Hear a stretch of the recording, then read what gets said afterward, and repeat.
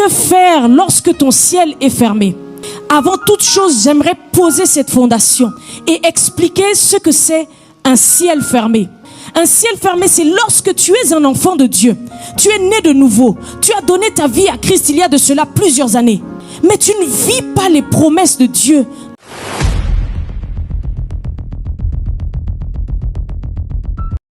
La prière va te donner la paix au milieu de la tempête. Lorsque tu es un homme et une femme de prière, que la prière est un style de vie pour toi, lorsque la tempête va se lever, tout le monde va s'agiter, mais toi tu seras calme. Tu seras calme parce que tu...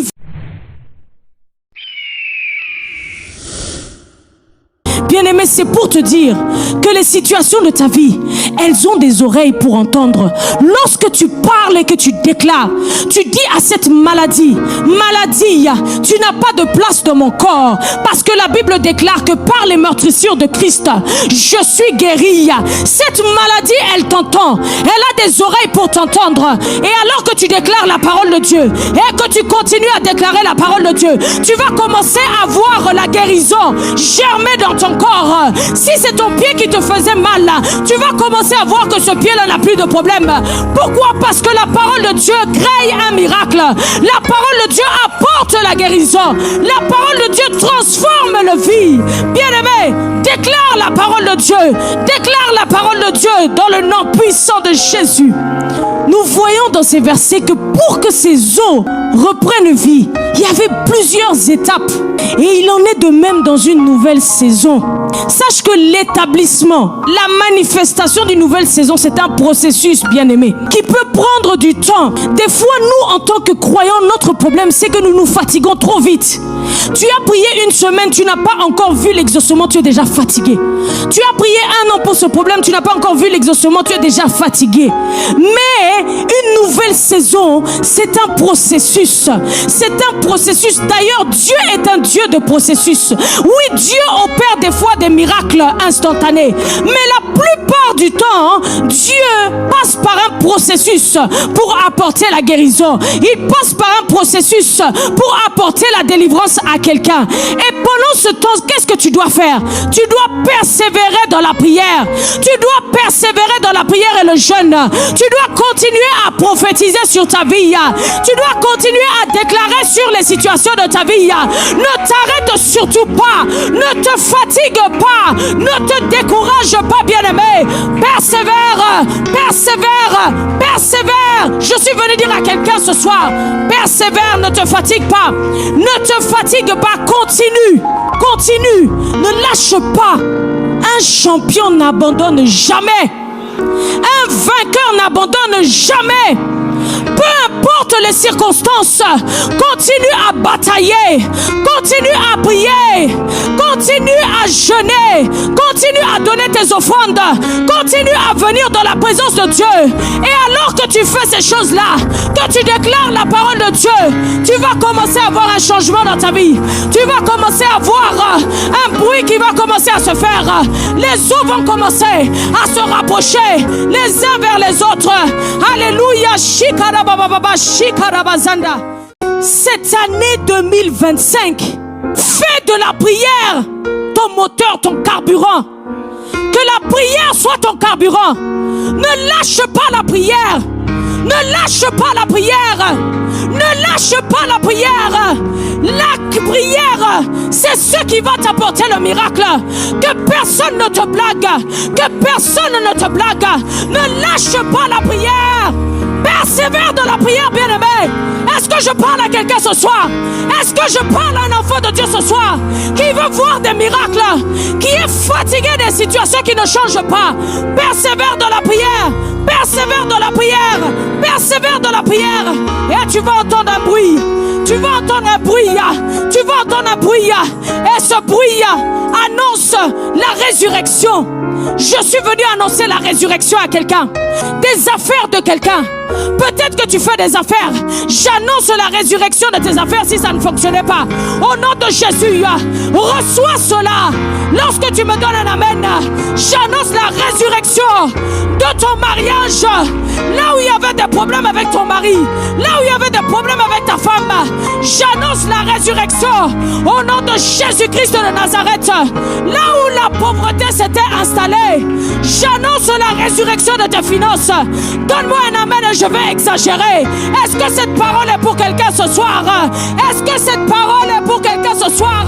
Si c'est à toi que la parole appartient, lève-toi et donne-moi un amen. Donne-moi un amen puissant. Donne-moi un amen puissant. Nous connaissons tous l'histoire de Joseph. Qui ne connaît pas l'histoire de Joseph? La finalité de l'histoire de Joseph est qu'il se retrouve au palais royal comme premier ministre. Mais comment est-ce que Joseph a commencé? Il a commencé lorsque ses frères l'ont jeté dans une citerne qui était vide, une citerne qui n'avait pas d'eau, une citerne qui n'avait pas de vie. Ses frères le haïssaient à cause des rêves et des songes qu'il avait. Ils l'ont jeté dans une citerne, mais cela n'a pas empêché Joseph de se retrouver au palais royal, n'a pas empêché Joseph de se retrouver comme premier ministre d'un pays étranger. C'est pourquoi ce soir je suis venu annoncer que la situation dans laquelle tu te tiens ce soir, bien-aimé, n'est pas ta destination finale. Ta destination finale, c'est le palais royal. Tu vas passer de la citerne au palais royal. Tu vas passer de la citerne à l'élévation. Tu vas passer de la vallée à l'élévation. Tu vas passer du célibat au mariage.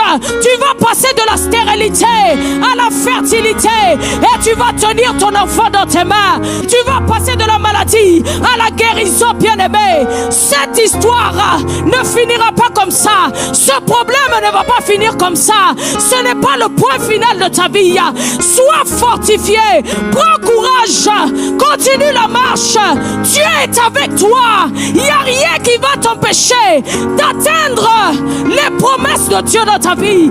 Alléluia. N'attends pas qu'un pasteur vienne prophétiser sur ta vie. N'attends pas qu'un prophète vienne prophétiser sur ta vie.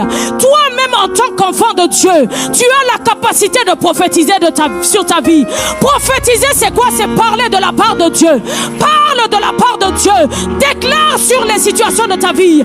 Déclare sur les situations de ta vie. Là où tu vois la maladie, déclare la guérison. Là où tu vois les blocages, déclare que les portes s'ouvrent. C'est à toi de déclarer. Il n'y a personne qui va déclarer à ta place. Il n'y a personne qui va connaître ton problème mieux que toi-même. Déclare, déclare et prophétise sur ta vie. Sois le prophète de ta vie. Sois le prophète de ta vie. En cette année 2025, déclare sur ta vie. Même si c'est compliqué, même si tu ne vois pas toujours la matérialisation des promesses de Dieu, déclare. Continue à déclarer et déclare encore. Alléluia. Le troisième attribut sur lequel tu dois baser ta foi, c'est que Dieu n'est pas un menteur. Dieu n'est pas un menteur. Balaam a dit dans Nombre chapitre 23 le verset 19, Dieu n'est point un homme pour mentir, ni un fils de l'homme pour se repentir. Ce qu'il a dit, ne l'accomplira-t-il pas? Ce qu'il a déclaré, ne l'exécutera-t-il pas? Ça veut dire quoi, bien-aimé? Ça veut dire que Dieu ne peut pas te promettre des choses qu'il ne va pas accomplir. Dieu n'est pas un homme. Il ne peut pas te mentir. Lorsqu'il a dit dans la Bible que par les meurtrissures de Christ, nous sommes guéris. Est-ce que tu penses qu'il a menti? Il n'a pas menti. Il sait ce qu'il a dit. Et si cette maladie te dérange, crois en lui. Base ta foi en lui. Ne désespère pas. Ne te décourage pas. Parce que Dieu n'est pas un menteur. Ce qu'il a dit, assurément, il va l'accomplir dans ta vie. Alléluia. Le quatrième attribut, bien-aimé, sur lequel tu dois appuyer ta foi ce soir, c'est que Dieu est tout puissant. Dieu est tout puissant. Apocalypse chapitre 1er, le verset 8 nous dit ceci: je suis l'alpha et l'oméga, dit le Seigneur Dieu. Ce n'est pas quelqu'un qui est en train de le dire, c'est Dieu lui-même qui le dit. Il dit, je suis l'alpha et l'oméga. En d'autres termes, je suis le commencement et la fin. Celui qui est, qui était et qui vient, le Tout-Puissant. Ça veut dire que Dieu, bien-aimé, il peut tout. Il peut tout faire dans ta vie. Il n'y a rien qui peut lui résister. Il n'y a aucune puissance des ténèbres qui peut lui résister. C'est pas ton petit problème là qui est en train de surprendre Dieu.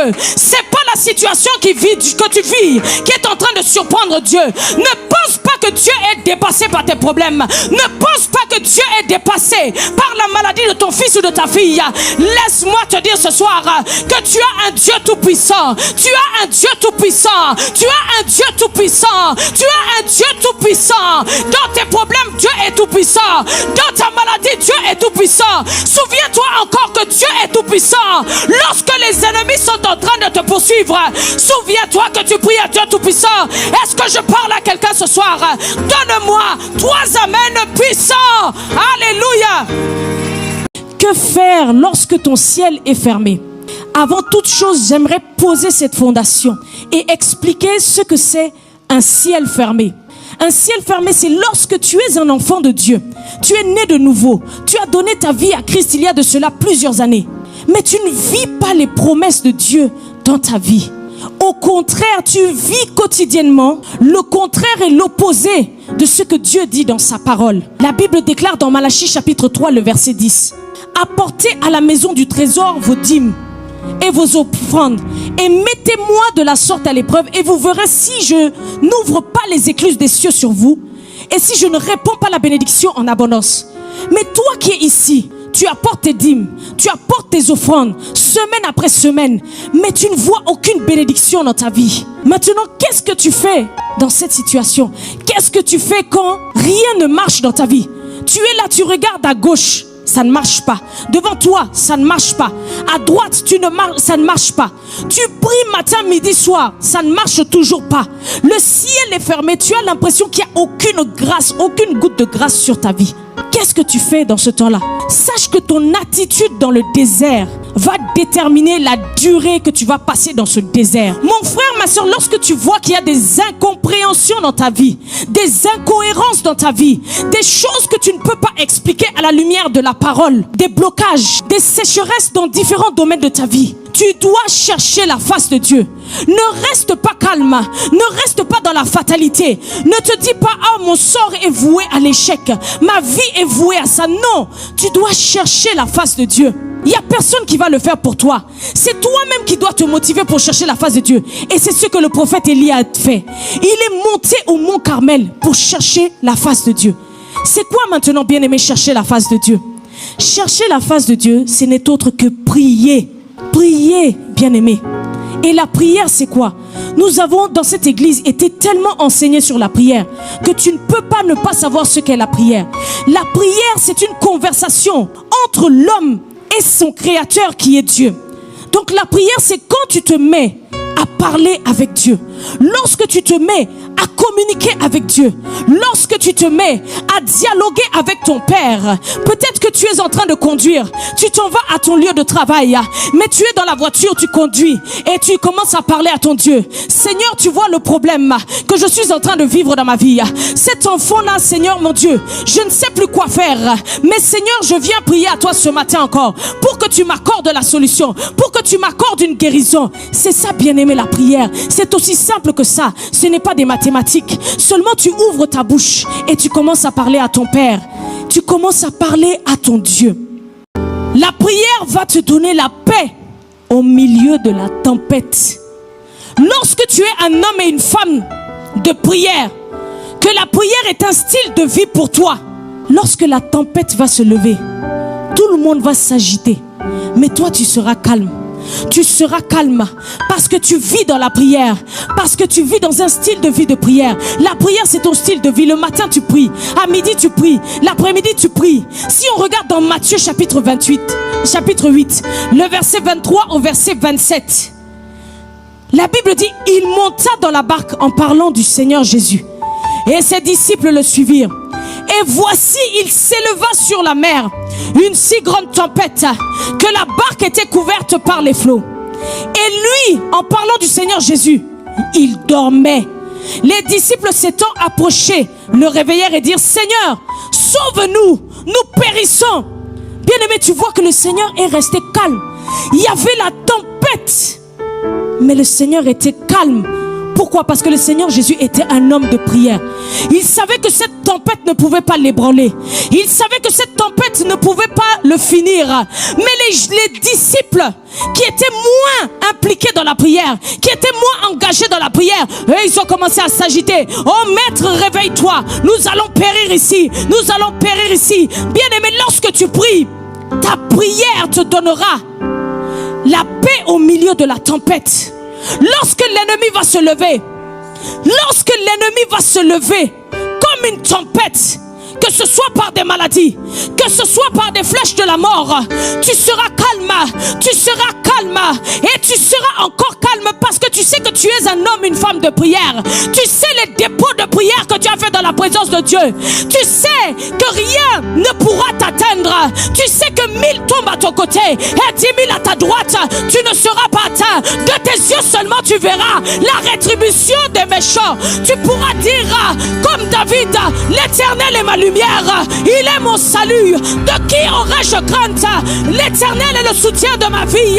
Quand des méchants s'avancent contre moi, je les vois disparaître.